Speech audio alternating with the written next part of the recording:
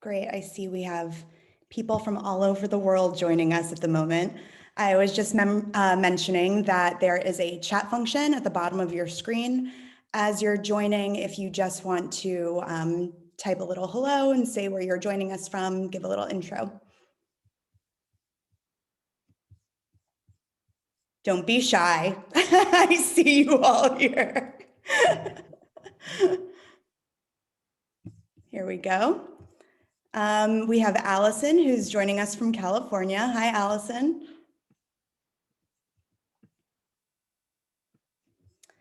Melanie from Florida. Hey, Melanie. And hi from Istanbul. I'm so glad you're able to join us, and you say you're happy to be here. So happy to have you. I know that you've been trying to hook into our support groups. I know I'm outside of the US as well at the moment, so I try to do things in a time zone where everyone can hopefully join in. So as I mentioned, we're just going to give this a couple more minutes as people join us, and then we are going to get started. For anybody who's joined in the last minute or so, there is a chat function at the bottom of your screen. If you're comfortable, just say hello, tell us where you're joining us from.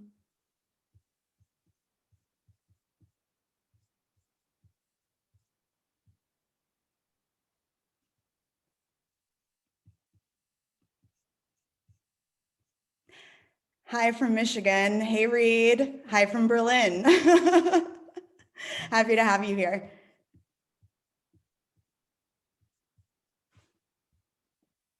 Okay, great. We'll give it just a couple more seconds, and then we're just going to get started.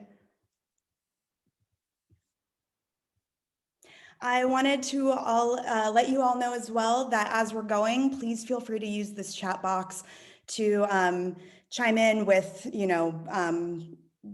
whether you agree with something or if you have a question. We can try to address those as we go along and make the presentation a bit more conversational. And then there's also going to be a few minutes at the end where Dr. Green has allowed some time to do a little Q&A if you guys have any questions you want to type in with. Okay, great. Why don't we get started? Hi, my name is Jennifer. For anybody I haven't met personally yet, I'm the founder and moderator of Caregiver Collective, which is an online support group and resource for Millennials and Gen Xers who have found themselves in the role of family caregiver. We have over 1,000 members worldwide, which is very cool, and new members joining every single day. Monthly, I host video support chats on Zoom for our members, so we have the opportunity to connect face-to-face in addition to using our message board on Facebook. And I also host these webinars. I found that when I created Caregiver Collective a few years ago now, there were really no resources that were for caregivers tailored to people of our generation and how we may experience caregiving. Because at our age, it comes with a whole host of new challenges that are never truly addressed. So I try to host these webinars with various experts to address these different themes in ways that are tailored to Millennials and Gen Xers. One theme that I've noticed come up in the group a lot lately, unfortunately, is the topic of grief. And I guess during the pandemic, that sadly should not be a surprise. But I have noticed a lot of members that have lost the person they care for, whether that's to COVID or it's to something completely unrelated and just the medical condition they've been dealing with, but with the extra bad timing of loss during the pandemic and at a time when grief and grieving look so different. And we also have a lot of members that are grieving the loss of what they thought their lives would look like. And, I think that's something that during COVID, almost everybody can relate to. Nobody saw this coming. Everybody had plans that suddenly were just completely shut down and for an indefinite time. And we've all been learning really just how to adopt our lives and cope with this. And as caregivers, that comes with a whole different set of challenges and hopefully solutions. So today we have Dr. Ebony Green, who is joining us. She is the co-founder and CEO of, Caregiving Support Solutions. It's It's right at the top of the page, Jennifer. Caregiver support services. Sorry to botch that up after I practiced before we got on today. Anyway, Dr. Green has really nicely volunteered her time to talk to us today about grief as millennial caregivers. So I will pass it over to Dr. Green. And as I mentioned, if you have anything you want to chime in with or questions as we go along, please feel free to use the chat box. Thank you, Jennifer, and thanks to everyone who is here live and for those of you who will be listening at your leisure. I am Dr. Ebony Green, and I am the CEO and co-founder of Caregiver Support Services. I'm an RN, and I have a Ph.D. in healthcare administration and really focused my dissertation research on family caregiving because it was a topic that was near and dear to my heart, and have cared for a number of family members. So I hope that the content that I have to share with you today is both meaningful and useful to you. So I want to start by talking a little bit about just the context of grief in general. And there's a lady, her name is Linda Lucy, and she wrote a book that is called The Great God Hunt. And a little bit about her is that she was caring for her, was a caregiver for her parents. She's more in the baby boomer generation. So she was a caregiver for both of her parents. But then later in life, she had a family, and she had a son who was about 10 years old. And he had a dream to travel cross country horseback and just to see the world, to see the country, the United States. And so he wrote a letter to John Deere, and they said that they would sponsor and make sure that the horses had the feed for the entire trip. And so Linda Lucy lived in a rural area.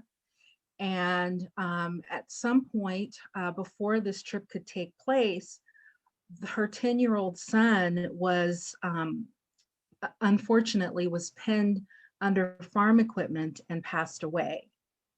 And so she took some time, and of course was devastated. And she decided, in honor of his memory, she would take that trip cross country. And so she did that. And just when she felt that she was coming around and, coping, her son had been, her middle son was about 19, had been in the military, and he committed suicide. And so she says, I used to think that life was getting past the obstacle, just beyond the obstacle to get to the other side. I just needed to get there to live again.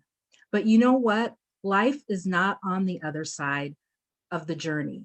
Getting to the other side is just the pit stop where you can re-energize before the next hurdle is in front of you. With each and every loss, every challenge, every obstacle, it empowers me to know that I am gaining the courage and wisdom to live life beyond what it was and used to be. Triumphing over grief, challenge, and adversity is never easy, but it is surprisingly simple. All you have to do is have faith in yourself and beyond, and the courage to take the next step. And I feel like many of us who are grieving, we're really looking at how do we take that next step to address our sadness. One of the most common types of grief I find for caregivers is anticipatory grief. And so sometimes you will develop anticipatory grief because you're experiencing fear about possibly losing your loved one. Or you might think about, as your loved one's condition changes, as there are changes, you grieve those changes and challenges. So over time, you may have things that, for example, when we just recently cared for my mother-in-law, well, she had long-term heart conditions, but so she was very functional and didn't have restrictions. And then over time, she had a stroke. And then she could only, she was in a long-term care facility. So there were times where she had memory loss because of maybe a urinary tract infection. There were so many changes in what the relationship was and what it ended up being, that you are constantly dealing with those changes. And that kind of encompasses with caregiving what we're often experiencing with anticipatory grief. It doesn't always mean that the anticipatory grief is focused on the actual losing that person, but just what the relationship used to be, and the changes that you're experiencing now as a result of your loved one's condition. And I think it's really challenging right now with COVID, where we're all in some ways grieving. And then it's even more complex when you're caring for someone that you love. So possible reactions may be that you're overthinking. Well, sure, right now you're might be being more isolated. You're trying to think of ways to still connect, like doing Zoom meetings that can be fun for families. My mom and cousin and I have done some Zoom chats, and it's actually very refreshing to just see each other rather than talking on the phone. So you may be overthinking just because you're in the context of, trying to make it through and trying to problem solve. You might have extreme concerns about your loved one, especially before we started to hear more about the vaccinations, because when are you going to be able to socialize with others? My husband's grandmother is in her 80s, and so he's the primary person that goes to see her. And the rest of the family were kind of not doing that as much until she can get vaccinated. So she's got the first vaccination, but that's changed the structure of the family. I find that anxiety and depression are quite common, and a lot of us who are caregivers that I speak to already have a predisposition to sometimes to anxiety. We're the type A's, where we want to make sure things are done in a certain orderly fashion. And when you're talking about caregiving, that never works. So we have to kind of go with the flow. And so you're just kind of moving along. And so that may be something that triggers your anxiety or depression, that you're experiencing anticipatory grief. And then you might also think about the social reactions and the how other people are going to react to. Sometimes it's really hard for us to cope with how other people are responding to either the caregiving situation or even the loss, how they want to talk about it, the context that they want to put things in can make us very uncomfortable. And so those are things that you may have experienced or you may experience. We also might think about grief that's related to, and when we're talking about anticipatory grief, that we're thinking about a loved one that won't be there for major life events. And I think this is important. When my grandmother passed away, I was in my early 20s. It was the first loss that I experienced. And there were a lot of things that she was not going to be able to be there for, as I grew. And so that can be really hard to have someone that, you're thinking about, how are you going to live? How are you going to restructure your life? That you may have a loved one that's not going to be there for those special events like the birth of a child, especially when you have a child that reminds you of your parent or whomever you're caring for. We have a picture often in our minds of what our completeness and our happiness looks like. And so when we think about loss, sometimes you have that picture and then that person is gone. My daughter's been looking for a picture with her and my mother-in-law, her grandmother, saying, I know there's pictures, but I can't find a picture of me and my grandma. And I don't think we took pictures. And I'm like, I know we did, because I was always the one taking the pictures. And I found one that just like they're just standing next to each other. And I texted that, took a picture, screenshot, and texted it to her. And it was very relieving for her, because again, imagining yourself when you've restructured your life and now this person is not there, then trying to pull back the memories of that you shared can be difficult. So that was very comforting to her. And then it being hard to really accept that your loved one is now gone. That's a real challenge. So this is what they tell us that our grief is going to look like, this very top one, that we have this significant loss or change. And then a year later, we go through these stages. And then whoop, at the end of that, we're going to have some level of homeostasis. And we're going to, work through those 5 stages of grief. That is very challenging in my opinion, because grief is never a staged experience. You don't have stages. What I want to really hone in on here is that we had wonderful research, extensive research that was conducted by Elizabeth Kubler-Ross, who wrote the 5 stages of grief. She spent many years in hospital settings before we had hospice, interviewing individuals who had received a terminal diagnosis and who were maybe going to be in the hospital for the extended period until they passed away. So her research really was on the dying individual and not necessarily on the individual that is going to still be living. And so it has been applied, the 5 stages of grief, very broadly to grieving individuals, but really her research was about how a person gets a terminal diagnosis and how they work through the stages to acceptance. And so for those of us who are living, we want to remember these primary things, that the goal of grief work is really not to find closure. I don't know what that really means.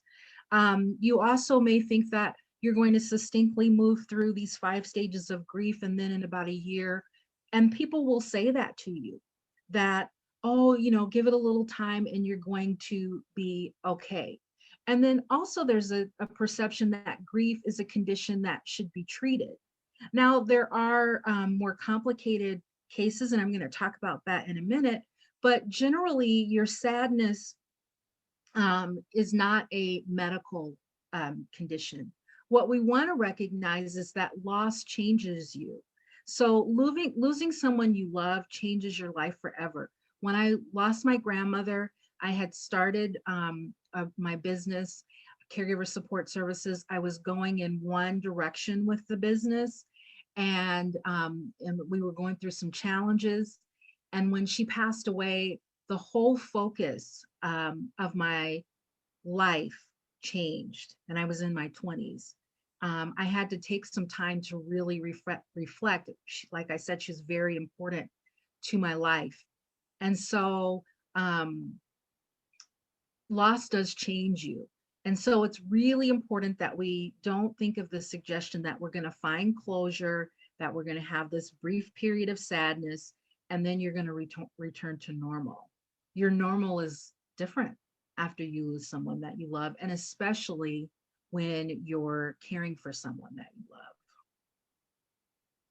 So I like to think about the common emotions, and there is a booklet that Jennifer has the link to that has a little more about these emotions.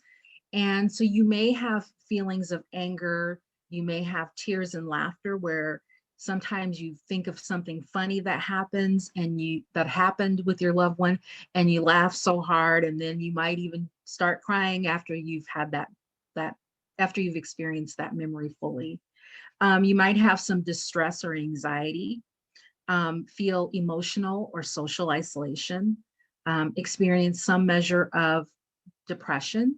And a lot of us as caregivers have guilt, and we may experience regret. Even though we know we did the best that we could under the circumstances, that guilt and regret can be really a challenge for many of us. So these don't represent stages. It's not process oriented. It's really more about feelings and emotions that we often experience after we lose someone that we love. How are we doing here? We're going pretty well. Like I said, if anybody has questions as we go along, please feel free to chat in. I also was, people are saying this is very moving and wonderful. Oh, great.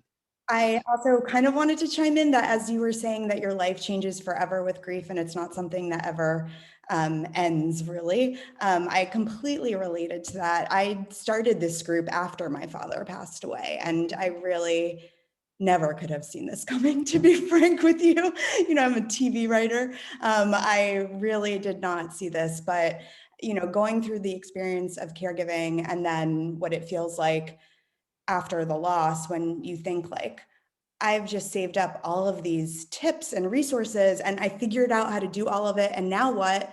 I need to share this with someone. Otherwise, why? You know, that's why I started this group.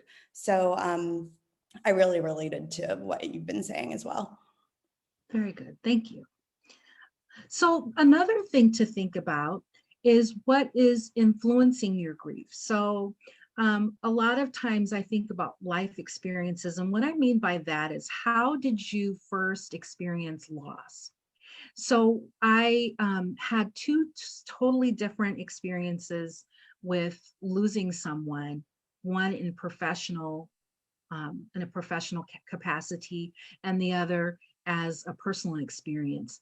And I'll just say the professional capacity was very tender. I was caring for, I was a CNA at the time, I was in training. There was a young girl that had been in an accident. And so she had all kinds of,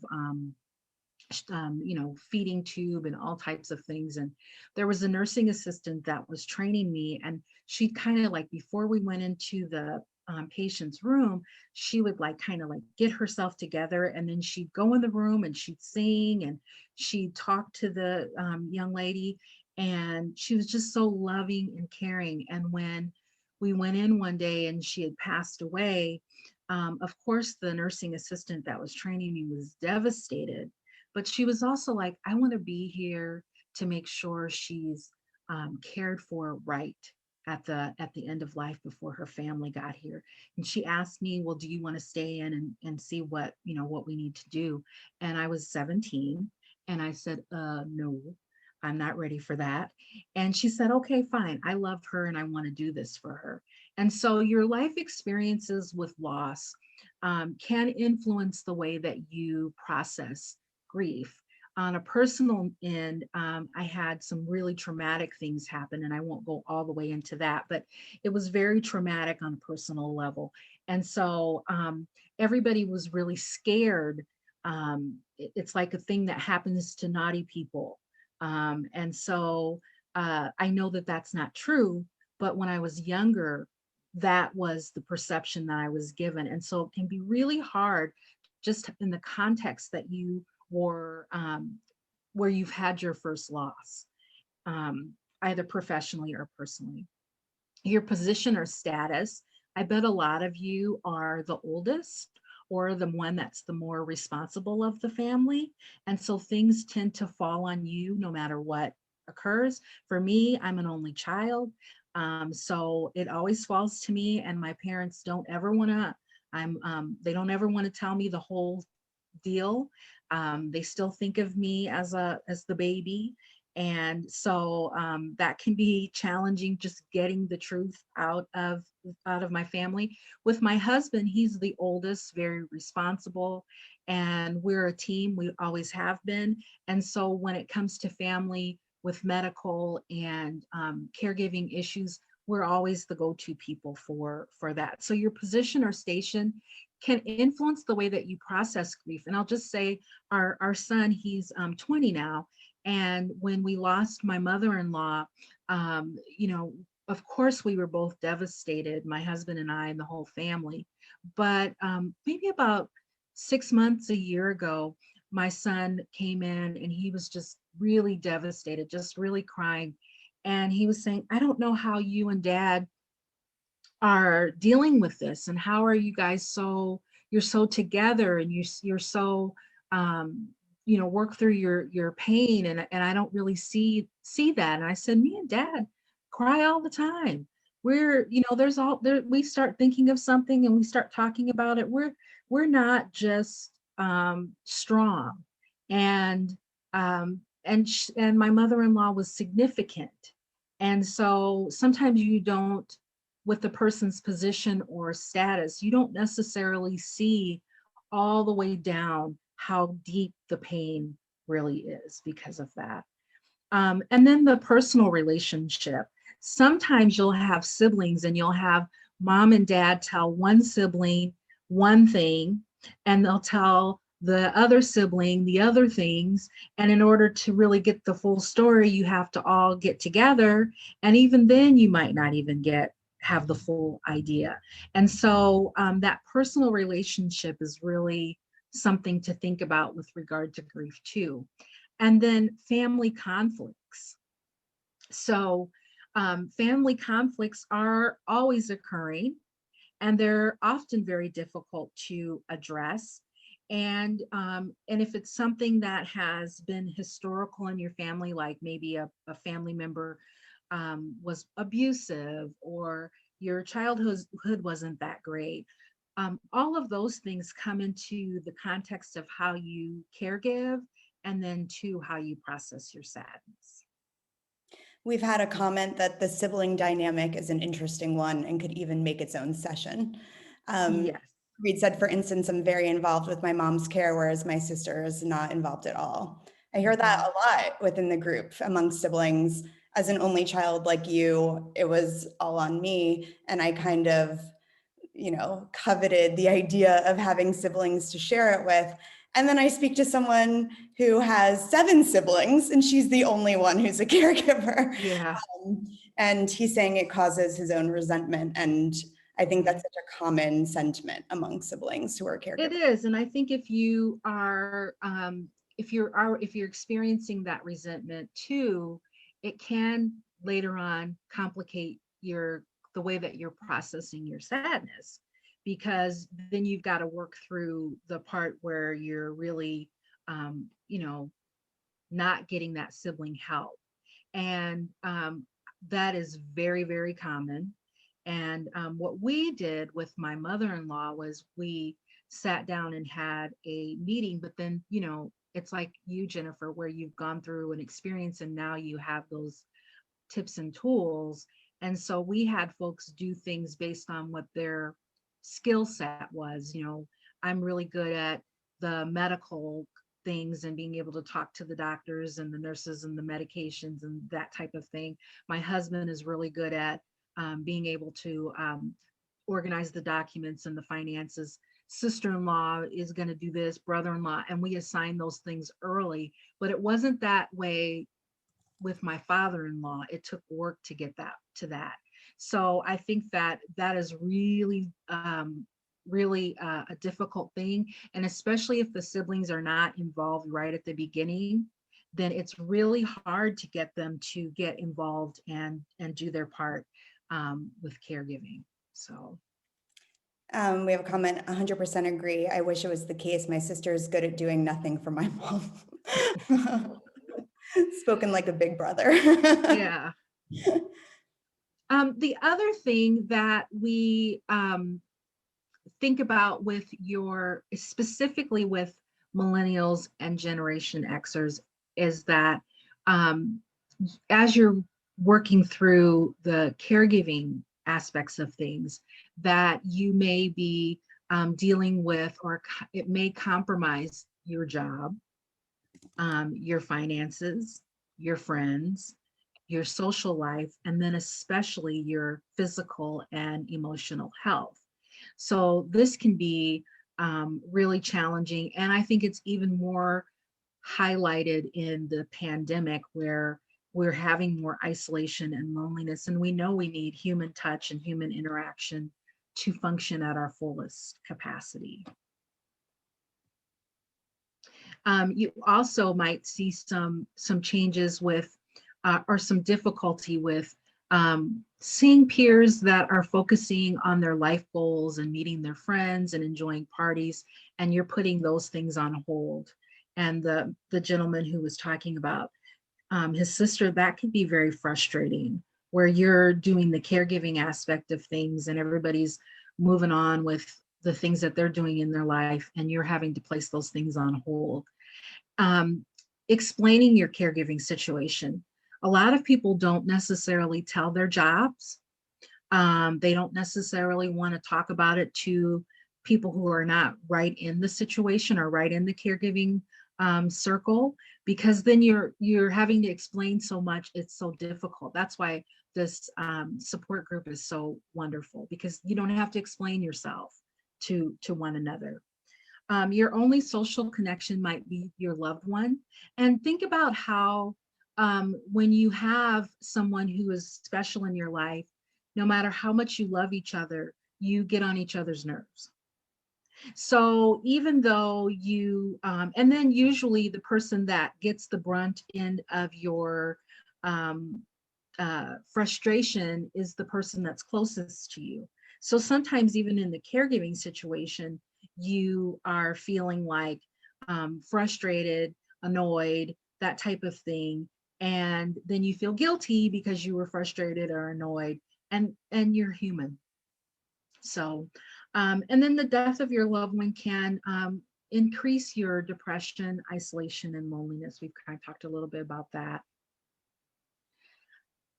I've shared with with Jennifer some tips about a booklet that has some tips about families and how grief can really impact your family dynamics. And so again, I talked about position and station, and just the fact that caregiving, you have that additional layer of intimacy because you're really sharing between the two of you. And so it can be, your grief can be proportionate to your relationship.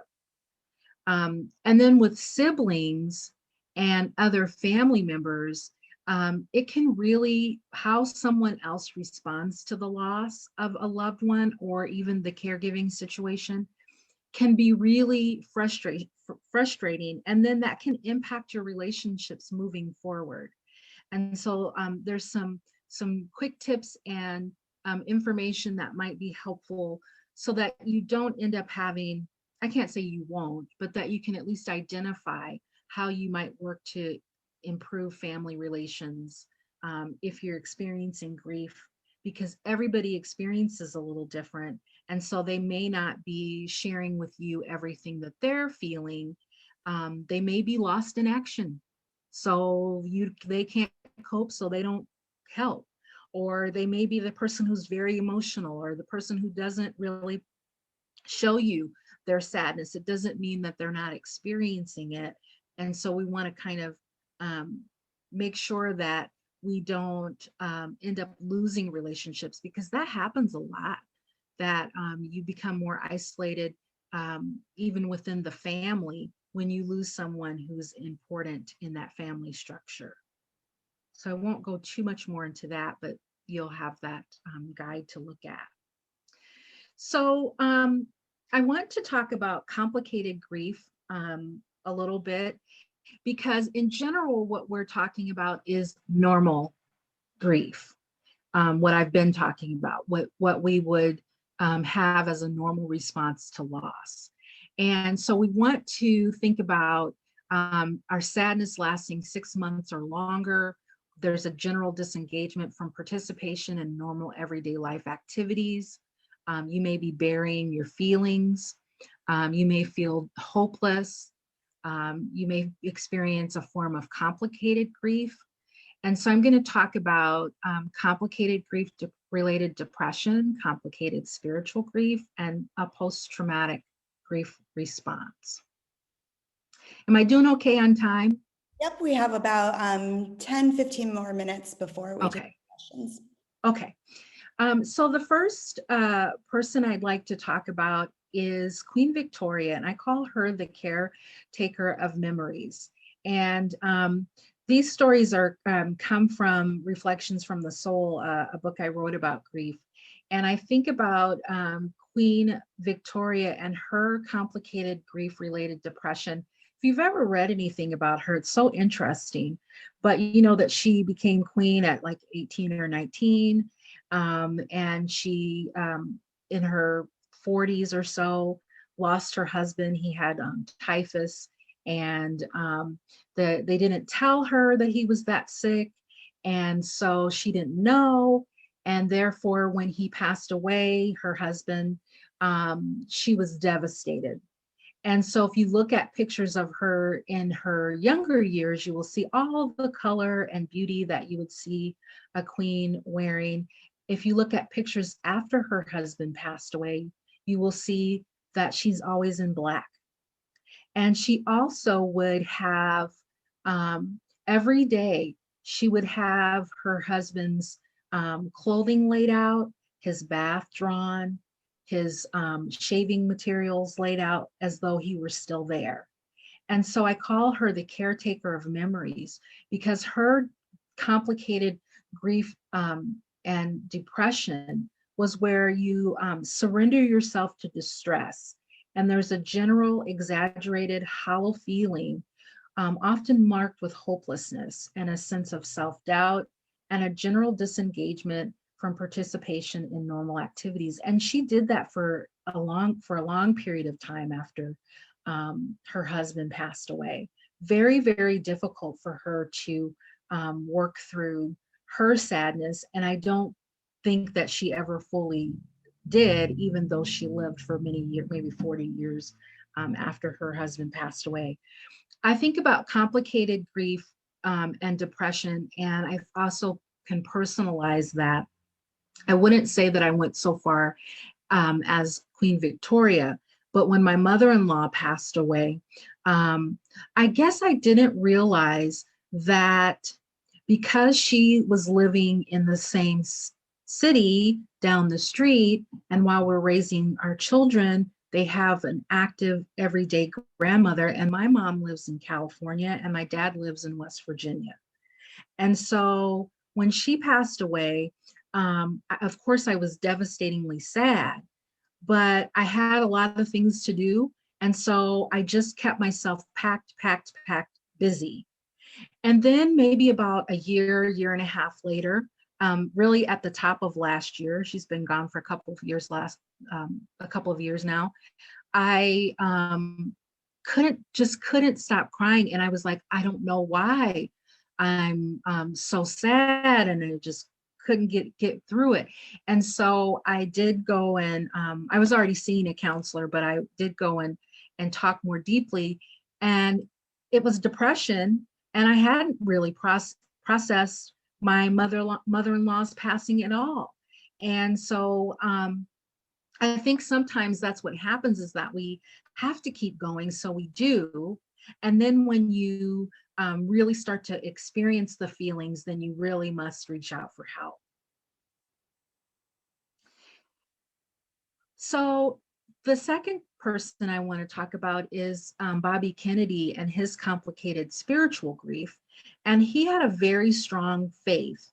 He, his brother, our president, it wasn't known at that time, but he suffered from Addison's disease. And I read a few things about how if he would have been bit by a mosquito that that the family members would joke that they would be afraid for the mosquito because he was so sickly. JFK was so sickly. So part of the reason that they were always together was because he had Addison's disease, which caused a lot of problems, pain. There were a few times that they thought he wouldn't make it. Bobby was the younger brother, but he was a protector. And so when his brother, and that's why he was in DC mainly, because his brother was sick, and at the time he wouldn't talk about the fact that he had had such a terrible disease process. So he was really a caregiver for his brother in many ways. And so when his brother died and was killed, he went through a whole long period of questioning, and maybe a year or two. And he would do the similar thing. He would, that Queen Victoria did. He would dress in some of his brother's clothes. He would smoke some of his brother's cigars in an effort to feel closer to him. But Bobby was also a deeply religious and Catholic. And so he did a lot of reading about history. And he found this quote by Agamemnon. And he says that he who learns must suffer, and even in our sleep, pain that cannot forget falls drop by drop upon the heart, and in our own despair, against our will, comes wisdom to us by the awful grace of God. And he read those historical books and things, and found some solace and some peace in reading those late, the Greeks is what he said, because who knows more about tragedy than the Greeks? And then he kind of worked through that, through his sadness. But if you feel like you're having a questioning of faith, like why would God allow these things to happen? And it will sometimes really cause you to feel in despair, because a lot of us are taught that we are not to question God. But I always think to myself that, in my perspective, in my purview, and this could be different for everyone, that a relationship with your higher being is a relationship. And so there's nothing wrong with being angry or frustrated or questioning, because it's a relationship. And so that helps me when things that are nonsensical happen, and we have to, why does this person who's so good have to have pancreatic cancer and just be in such pain? Or why does this person have to, they're just in the, I had a nun.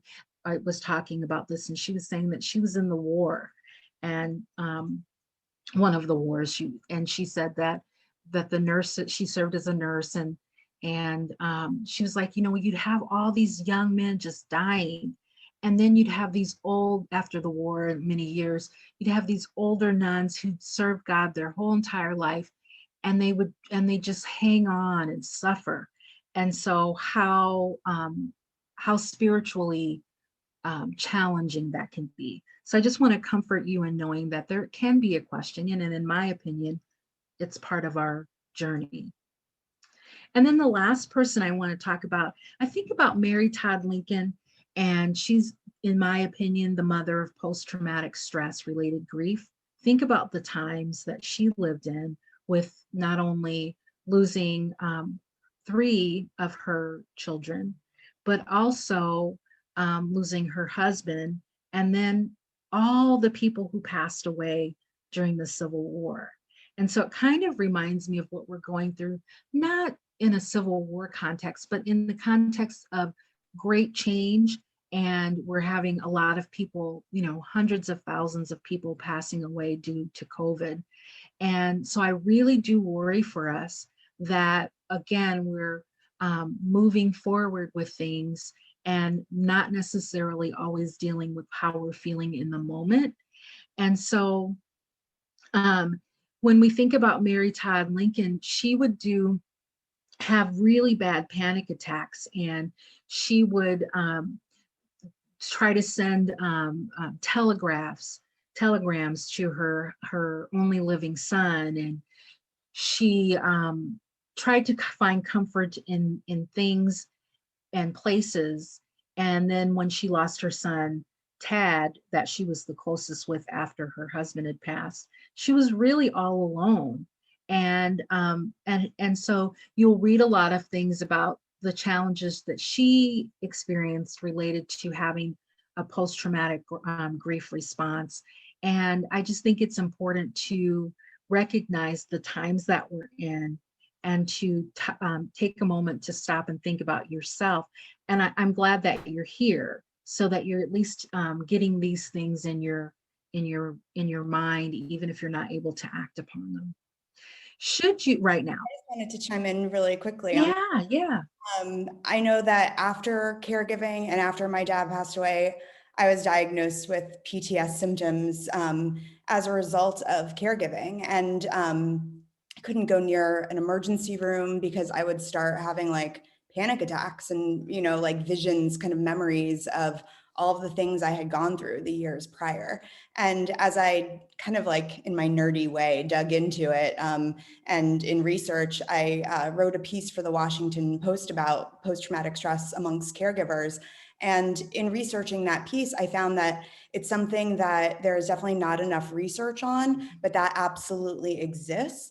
And when that article was published, I had people of all ages reaching out to me saying, I've experienced this exact same thing. I thought it was post-traumatic stress, but I always associated that with veterans. I didn't know that you could have that from a more domestic experience. And I think the more we are aware of these things that you're talking about, and we can kind of normalize it a little bit, we don't feel like such kind of freaks while we're experiencing it, thinking that there's something really, really wrong with us. That's great that you were able to reach out and actually have someone. Sometimes there's safety in knowing what it is. And so to be able to, for someone to be able to identify what it is, and give you some things that you can do for yourself, because the not knowing is the hardest part, I think. So you might want to try to, in general, you might want to try to identify your biggest triggers. Like, I know if I watch a certain movie or start talking about certain things, that I'm probably going to get sad. And sometimes I'm okay with it. Like, talking about grief is not an easy topic. And so even when I'm putting together things and I start thinking about my most recent and most significant loss with my mother-in-law, I think even more so, I have really deep grief related feelings, because we were together all the time, every week or two, a call or something. And so I know there are certain things that are going to trigger, and it's okay. So I will say, hey, I am feeling really crummy today, and I'm just going to go watch a movie, or, rearrange my schedule so that I can have some downtime before I do the next thing, so I don't worry and work up everybody else in the house. Try not to put the constraints on yourself, because your soul is what determines your pace. And there are areas of grief that you're just going to learn to get through today, and something different might help you tomorrow. Remember that you're mapping your own appropriate healing. So some of us have this opportunity to do things like start a group like what Jennifer is doing, or write or share with someone your experiences, and in helping others, you help yourself. And then definitely taking a step back from the opinions of others. I've seen people really hurt, really deeply hurt, by someone saying something like, oh, you'll be fine, give yourself a year, stop focusing on that. Those types of comments can be really hurtful, because we need to be validated, but what you're feeling is what you're feeling. If you feel like your grief is complicated, like one of the examples that I shared, don't be afraid to reach out for help. I mentioned that I did. I started seeing a therapist, and I'm doing pretty well after being able to really go through and talk about some other things. And I had a lot of stuff piled on top of things, piled on top, on top, on top, and just being able to address each of those things. And I too had a post-traumatic stress and then grief. So don't be afraid to reach out for help. I shared a link with Jennifer that is just a quick, like 2-minute, close your eyes and take a mental pilgrimage link. So you might want to look at that. I also shared a mindful meditation that you can just listen to on your computer. Sometimes that can be very helpful to just, especially if you have anxiety or you're distressed, sometimes just getting a moment to think can be very helpful. Sometimes too, we're trying to figure it all out. And so it's not easy to do that. And so I love this quote, and I try to live this quote. And it says, I beg of you, or I beg you, to have patience with everything unresolved in your heart, and to try to love the questions themselves as if they were locked in rooms or books written in a very foreign language. Do not search for the answers which could not be given to you now, because you would not be able to live them. And the point is to live everything. Live the questions now. Perhaps then, someday, far in the future, you will gradually, without even noticing it, live your way into the answer. I think that's so helpful when I'm thinking about or talking about grief and growing, is that sometimes we're trying to figure it all out. And even if we had the answer, sometimes we wouldn't know what to do with that. And so your lived experiences become who you are. And if you kind of notice, there's a synergy between Linda Lucy and what she says about not triumphing over grief and triumphing over grief, but to live the experiences. And that's what the Letters to the Young Poet also says. And I get really anxious about things. I think about that. So a lot of the stories I talked to you about were in Reflections from the Soul. That is available on Amazon, but there's also a Understanding Grief guide for caregivers. That guide talks about those emotions and some suggestions, some journaling. And I shared the link to that. That's just a downloadable guide. So you will have two really good guides, I think. And all the stories and things that I talked about were in Reflections. So I hope now there's a little time for some questions or thoughts. Yeah, we have a couple minutes, and I just wanted to mention first, thank you so much, because that was such an engaging presentation. And I think hearing your personal story, really helps these kind of themes hit home, because it allows us to evaluate what we've been thinking that maybe we haven't really put words to. So thank you for that. And I also wanted to mention that everything that's been mentioned as far as the downloadable guide and the meditation videos will be emailed to everybody who registered for the webinar. You should receive that email tomorrow. As well as another guide that I will be posting to the Caregiver Collective site. And if people want to type in any questions that you have in these last couple minutes, I know we already have one, and it's from Melanie, who asked, what are some red flags that conflict between caregivers and family members are getting escalated to the point of intervention? It's such a fine line and emotions are high. I see this in my clients often and continually assessing for risk. I think that anytime your gut is telling you that this is probably going in the wrong direction, even as a professional, it's really a great time to reach out to a mediator. Family mediators, there are a lot of family mediators that specialize in caregiving or elder care or caring for, a sibling who has a special needs. And so get ahead of it, because if it's moving in the wrong direction, it probably will continue to move in the wrong direction. Okay, great. Does anybody else have any questions that you'd like to ask Dr. Green while we have her ear? Also, a link to her book will also be included in that information for more information and where to buy. Somebody has commented, thank you, really wonderful. Thank you. And anybody else have any questions? No, if not, feel free to reach out after if something comes up in your mind. I know that always happens to me. The second I log off, it's like, oh, the question I had. Feel free to reach out to me if you come up with any questions.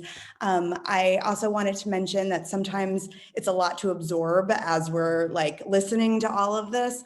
And video of this webinar will be posted to our group page so that you can go back and revisit the presentation and any information you kind of want to re-listen to. We got another comment that said this was great. Oh, thank you.